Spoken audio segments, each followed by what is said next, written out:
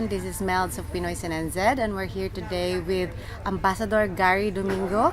And we want to know more about him, his role, and the struggles here in New Zealand, and what he can give as tips and suggestions to everyone. So, Amba, can you tell us more about you and your roots in Philippines? Magandang umaga po, Kiara. Ako po si Ambassador Jesus Gary Domingo, inyong likod. I am the ambassador to New Zealand, but also concurrently accredited to Fiji, Samoa, Tonga, and Cook Islands. So, as ambassador, I am the representative of the Philippine government and the president to this country, and we are guided by Philippine foreign policy, and ang pinaka-importanting tinatawagan naming pillar or direction ay pagkampi at ipatanggol ang mga karapatan ng Pilipino. So the protection of the rights and welfare of overseas Filipinos is the number one priority of the government, but also to have enjoy good political, economic, and cultural relations between our two countries. So, so how did you start with this role, or before you started this role, what were you doing po? Okay. So actually, ito yung talagang unang-una kong trabaho or full-time job. So, pagpasok sa DFA to become an ambassador or to become first a foreign service officer, kailangan ipasa mo yung foreign service exam. Now, ayoko magyabang, pero sabi ni iba, matud nila, that it's one of the toughest exams because most people don't really know how to prepare for it. It's not like a board or bar exam na you memorize a lot of facts and history, but actually you have to really show in this exam. It has a written part, an oral part.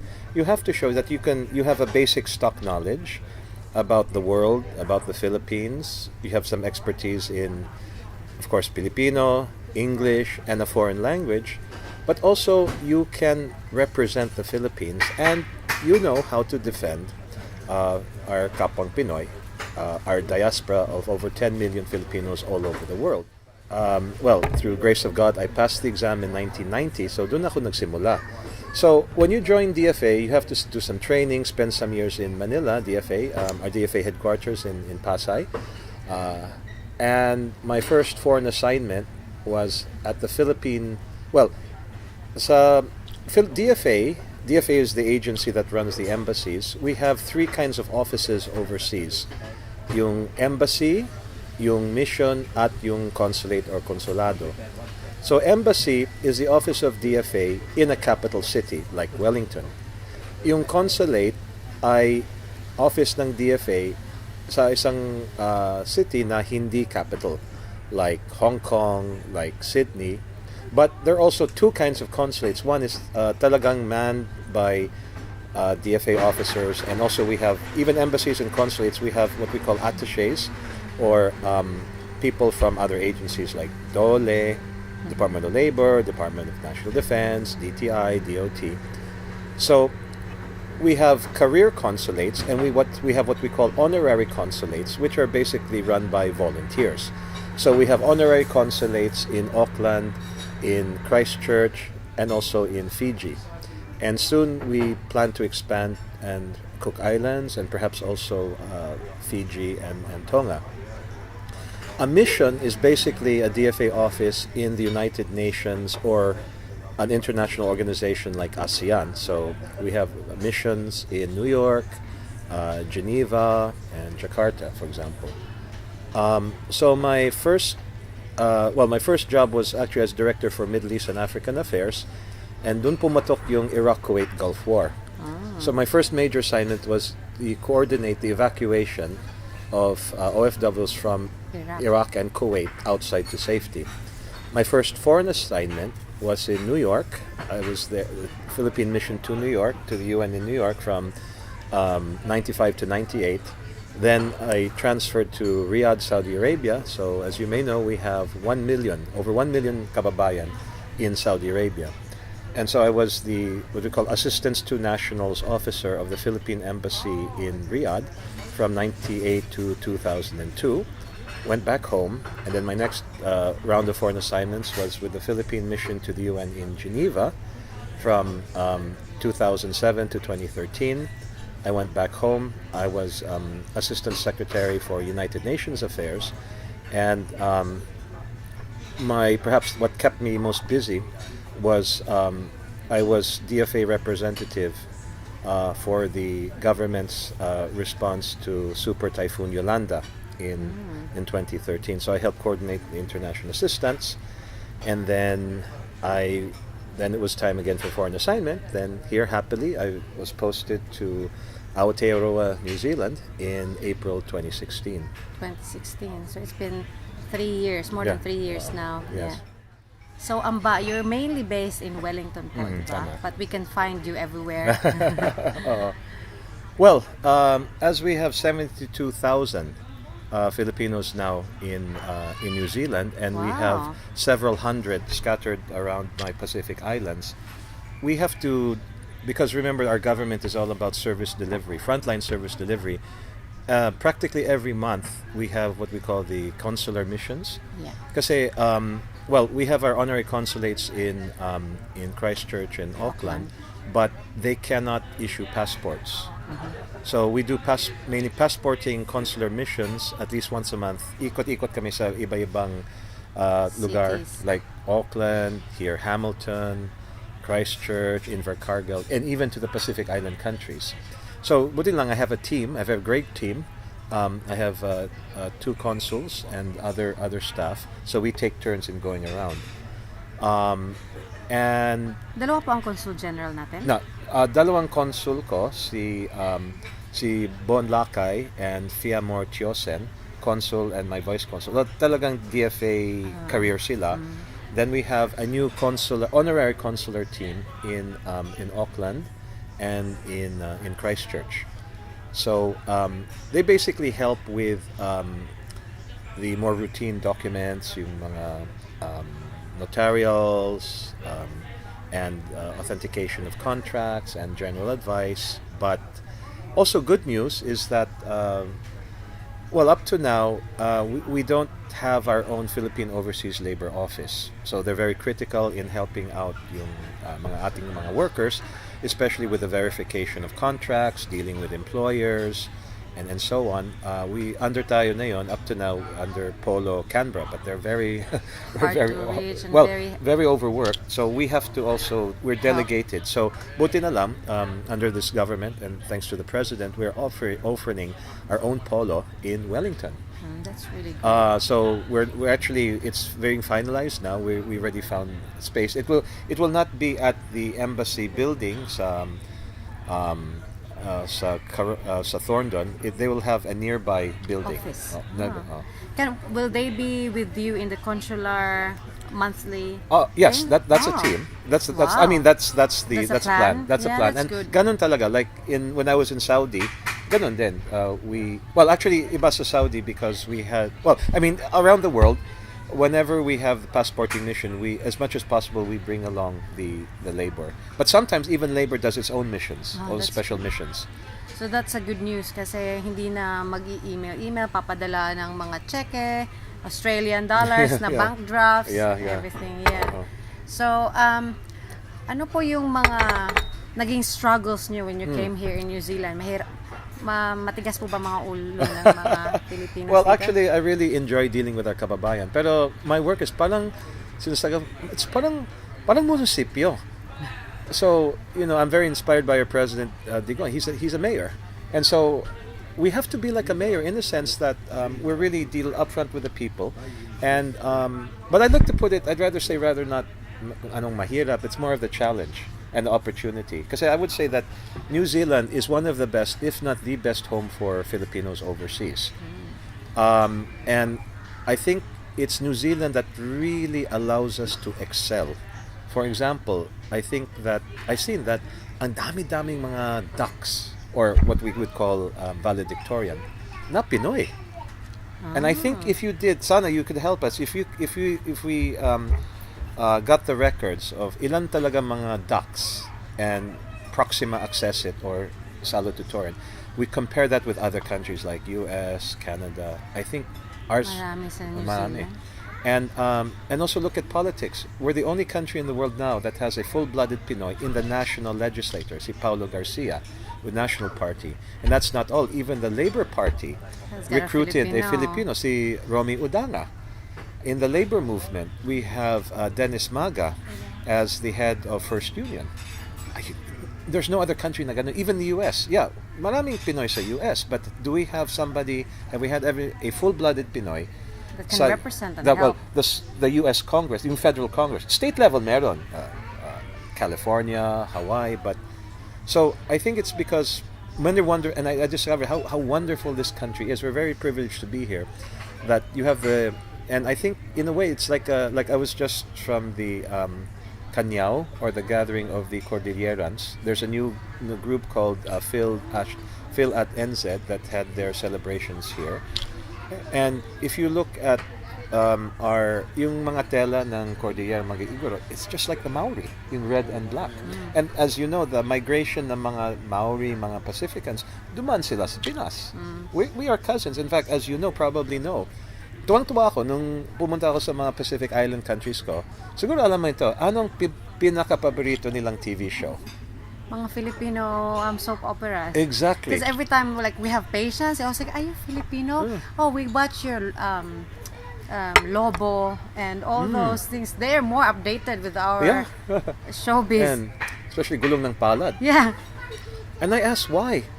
And as you said, they identify it. It's like looking in the mirror. So they see us kasi magkahawig tayo.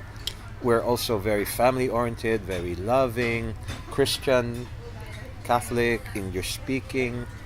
But Even also, the words, isn't yeah, it? The pronunciation, yeah, like the yung kahit Maori numbers, very like similar. what's our lima is rima in Tereo or the language of Maori, but even closer sa Samoan or Tongan, lima is lima. But interestingly, also some of the challenges, they say island time, Filipino time, because we are living in paradise, sunny countries where the pace of life is very, very gentle. So also again, so with that basic roots, then we have we come from an English-speaking education system. So well, again, a lot of strong similarities. That's why we adapt very well. And as I had mentioned, I think if we calculated the number of top high school graduates who are Filipino, which they call DOCs, we call valedictorian, I think the ratio to top population is perhaps highest in the world. We have the only national level parliamentarian legislator, si Paulo Garcia with national, but also the other lead party, Labor, also appointed a Filipino candidate, Romy Udanga. So that appreciation, welcome, all that, no country can beat New Zealand. Now, what are the challenges? Well, I think also basically we are doing very well, but what are some of the challenges? I think again, some of our kababayan are being taken advantage of. Again, it's not so serious. It's as bad as some other regions of the world, but there are still some challenges. Like, for example, like in some other countries, some employers are not straightforward. They will change the terms of the contracts, the work hours, your assignment, and one is really grabe is pastoral care. Pastoral care referring to yung board and lodging and transport. Sometimes they're being overcharged, and sometimes there is some bullying. Although Kiwis are very welcoming people, there are some cases of bullying, and also on education. Now, while New Zealand has some of the best schools in the world, some are exploiting it by making false promises back in the Philippines, saying, basta mag-aral ka sa New Zealand, makaka-migrate ka kaagad. Now, it used to be very flexible, easy before, but things are tightening up, and especially this current government now has stated that they want to take a breather and maybe reduce immigration. to trim down migration numbers. But again, I'd like to say that New Zealand, look at New Zealand, it's an amazing country. It is the first country that gave women the right to vote. It has perhaps the best framework for the indigenous people and the new colonizing peoples, the Treaty of Waitangi, which I think is a good influence for our Bangsamoro peace process. It is also the country which is also quite, although it's a Western country, it's also quite balanced and neutral. For example, it opted no longer to join the nuclear umbrella of the nuclear weapons of the Australia, New Zealand UNZUS. Okay. It's again very cutting edge on gender issues, disarmament, climate change. It's the first country. It's a country that's often used to test new innovation, like the ATM and the FPOS were perfected in New Zealand. And the response of Prime Minister Ardern to terrorism is now the world standard. So there's so much we can learn. And so one thing that I encourage Filipinos to do is to share these wonderful experience with your friends, relatives, and our schools and our government back home. So ano po usually yung mga dinudulog sa inyo ng mga kababayan natin dito sa New Zealand? Okay. So again, most of yung mga problema umabot sa amin are more on the mga bagong dating and still on work visa. Yung hindi pa permanent resident or fully settled. So again, contract violations, that underpayment or sometimes even underwork, yung sa pastoral care, that masyadong mahal or siksikan yung housing, mga ganon. Now, some of the things, so those are, we try our best to we work closely with the MBIE, the Labor Inspectorate, Department of Labor, POLO, to try to address these concerns. But yung ibang problema, yung mga kababayan mismong pagkagawa, I'm sad to say, maraming cases ng drink driving, for example. Really? Oo. And so, kasi siguro, our kababayan should do their homework before they're coming here. They should realize that It's strict. it's very strict. It's no laughing matter. It could get you deported. Is it like only one glass per hour or something like that? Yeah, there's a certain. Yeah. So the general thing, kung gusto mo, there's nothing really wrong with socializing inuman per se, but I think it's best Get if you the driver. get a driver or stay home. Stay. Stay home overnight. Sleep it off. So it's no joke. People have been sent home because of that. Really? Yeah. Sent home? Were they on a working visa Yeah, and then they didn't get their residency because they have their problems with the drink driving? Yeah. So serious yun. And then what's very sad is Pinoy exploiting kapwang Pinoy. So there have been many cases of some businesses like balikbayan boxes not being delivered. There have been cases of even labor recruiters or education advisors, immigration advisors misleading Filipinos in their coming over here. Some owners of restaurants underpaying their staff. So, Filipino staff. Oo. Filipino owners. Yeah. So, so the basic advice is, first of all, of course, this applies to everybody, is that be fair, be honest, be transparent. But also, I notice yung ibang kababayan natin, especially the newcomers, they're very reluctant na magreklamo because they're very afraid to lose their jobs. But at the very least, tell us if there are problems. We're here to help. So the best way to contact us, may nagreklamo. Bakit tawag kami sa embassy walang sumasagot? Remember, we have only 12 staff and 72,000 Filipinos. Now, there was a study by the Department of Budget and Management. The proper number of embassy staff should actually be 50 to handle all. But we try our best. But so actually, the best way to contact us is actually through Facebook messaging or emailing. At the advantage there, nandiyan na mga detalye. And there have been times may tumawag, they left a message, pero hindi kompleto yung details.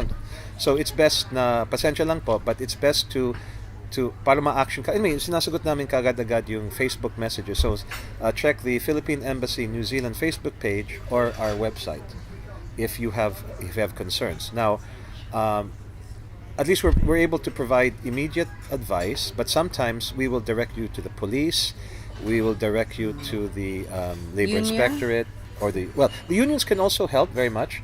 But remember now, the key is union membership. Yeah. So to this is remember. something also we encourage you to look into. But I know many kababayan are reluctant. Maybe they feel this may jeopardize your work or this, but no, there shouldn't be. And we have our good friend si Dennis Maga in First Union who can help advise. We have our parliamentarian si Paulo Garcia, and also we have multicultural labor who's headed by Romeo Danga, and we have a whole, and we also have some Volunteers. yeah, volunteers. We have our consulate volunteers. We have something called Pinoy Helping Pinoy, which is, you look at the hashtag Pinoy Helping Pinoy, which is our coalition, which started in Auckland, and it's to help our kababayan, and it really works with our established Philippine NGOs, community organizations, and the labor unions.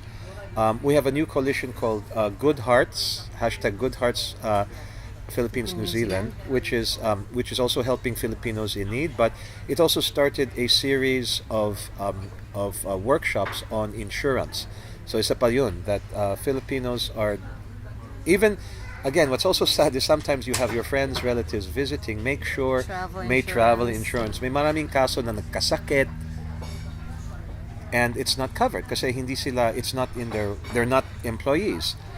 And We have covered that though in our Yeah. Okay. other Good. video with Okay. the insurance. Yes. Yeah. Because about like surgeries, hospitalization, it's very expensive here in New Zealand. You really have to have and then travel insurance. honestly, the embassy does not have money for that. We don't have the funding for that. What we do have funding for, we have a legal assistance fund.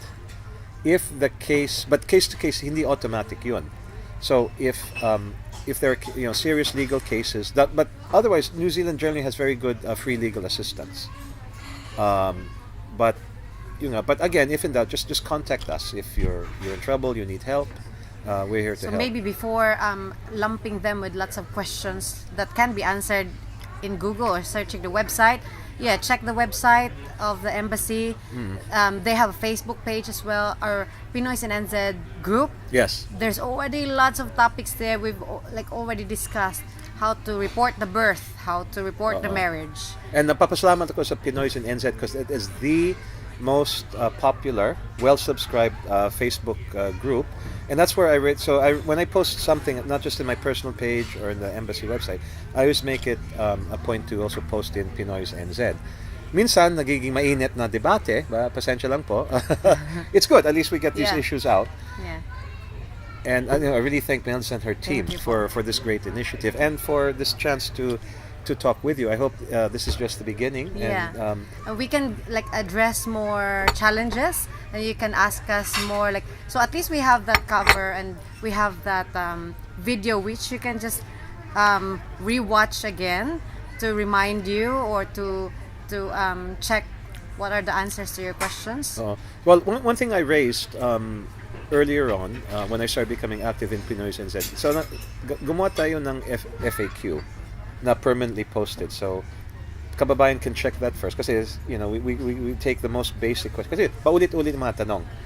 So What we're planning to make a video as well for the rules that very will good. discuss how they can actually search that previous topics in the group, because most questions has already been asked: how to get NBA clearance, how to get OEC, like previous experiences of our kapwa Pinoys and NZ. They can just use the search box of the group, and you'll see lots of topics there and lots of opinions. So we also have to be helpful. careful. Sa minsan, some well-meaning kababayan, medyo tagilid or mali This yung... will discourage you or Yeah. will give you wrong information. So double check. Yeah. So, as far as basic tips is concerned, but I think that applies to people in general, but especially mga kababayan who are planning or to come to New Zealand or bagong salta, is do your homework. And if you do the PIDOS, or you're supposed to do PIDOS, really listen well. And for example, there are some misconceptions like if you want to come to study in New Zealand, you don't need to go through an agent or an advisor. So contact the school directly, look for your course. But if right now, the way things are, if you come to New Zealand to study, just expect to study. Don't expect it to be a shortcut or a launch pad to long-term work. And if you are looking for work, nevertheless, New Zealand still needs qualified workers in many areas, particularly like sa dairy, sa construction. unang-una, generally, you have to go through an agency, generally speaking. So, if you go through an agency, first of all, iwas kayo sa mga offers sa Facebook. Ang daming mali, daming scam doon. POEA It should be a POEA listed. Now, there are some exceptions made direct hire, pero bihira lang yun. So look at, and anyway, we can post in Pinoy's in NZ or NZ. Well, where can you find news about what are the available jobs? So, the skill shortage categories and all that.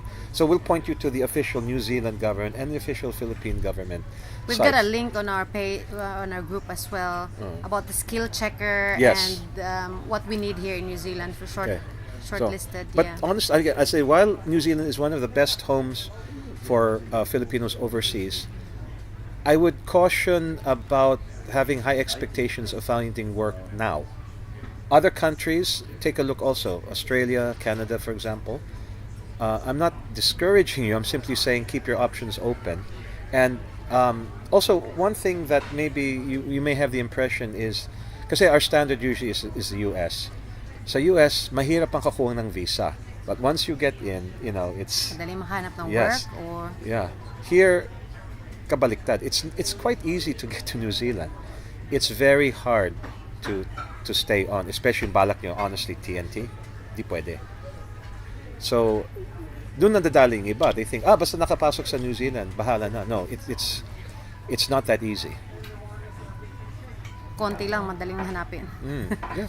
Do your research, do your homework. I mean, it's funny na Filipinos are the number one users of internet, social media. Kaya lang, we use it to chat, to communicate, but we don't use it for information and research. So, I think even me before, I'm really hesitant to search Google, but it's different now. Like in our website for nursing registration, you can search everything there. In their website, Nursing Council, step-by-step process. In immigration, there's tips on how to settle in New Zealand, what they need here, all listed there. You can just type what you do in Philippines or in other countries, and then they will tell you what are your options. Like, you can be given working visa and all the rules. Yeah. So the rule of thumb, if you're ang balak nyo talaga sa New Zealand to work, you must get a work visa. Although they say, student visa, you could work. Don't be misled. You have a few hours to work, but it's not necessarily magiging permanent or long term. Or things may change later, but for now, medyo mahirap. Mahirap. Iba yung experiences before, and iba rin yung experience ng mga tao ngayon. Very strict. So best thing is I update in Pinoy's in NZ in our embassy Facebook page. So just stay tuned. What's the name of the embassy page? Philippine Embassy in New Zealand. Very, very simple. And one thing I'd like to also emphasize is that one of the things that I think we can really maximize is Filipino music talent. So yes, we appreciate those yung mga galing Pinas, but we have so much great talent here in New Zealand itself. So this is one of our advocacies. #PhilJamNZ is to have more opportunities to showcase our talent, not just among ourselves, but to Kiwis, to the big audience. I think there's a big opportunity here. Like New Zealand's got talent. Yes. I know there's lots of Filipinos there that So, can. and I guess, I think Filipinos generally, we should come out of our shell. Like, we have the annual Pista, but I'm so grateful to I'm here in Hamilton, Waikato Filipino Association. So we collaborate together for the first ever Pulong Pulong. Because normally when you have the Pista, it's mainly, the sports tournaments, you have the beauty pageant, and the food, of course. But we wanted to inject more substance. So I'm so glad we had the first Pulong Pulong of issues. And then Missed it. Oh, no problem, because they will be posting the results. So it was a discussion about work, labor, and really key matters such as that, about your living and working in New Zealand.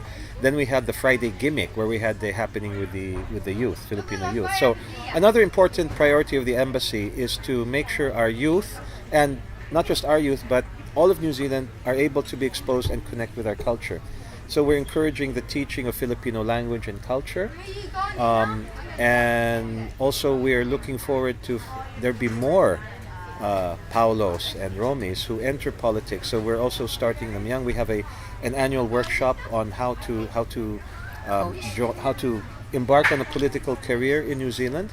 Also, I'm very proud that actually we had also, even for our Pinoys, and those who are dual citizens, don't forget we can vote. And remember, OFWs can change the direction of the Philippine elections. And we'll be starting our overseas absentee voting registration later this year or early next year. Now I'm so proud. There are 72,000 Filipinos in New Zealand, 300,000 plus in Australia. Last election, we had over 19,000 registered in New Zealand. So Australia, 13,000. Wow. So mas maraming gustong makibaka. No?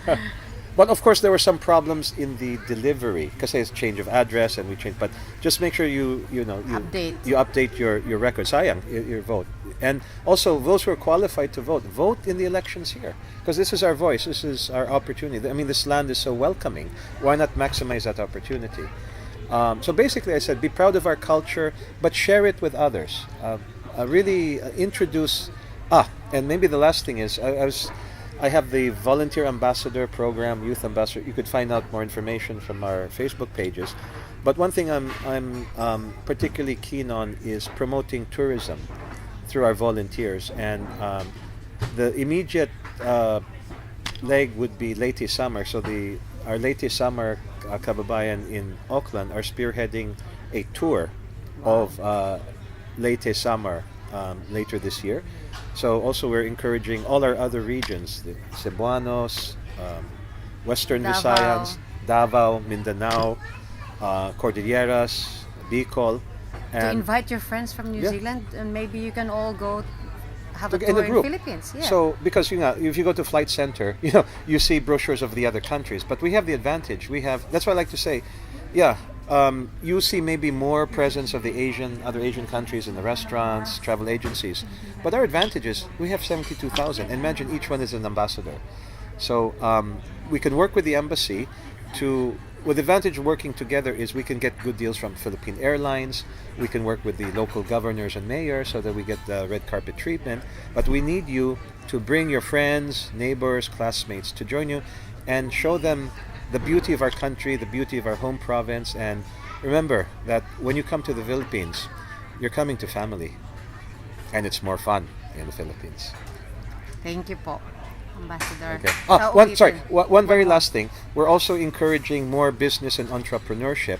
So one of the things that, especially coming from the health sector, I think you could really help us with is we're encouraging health and retirement tourism.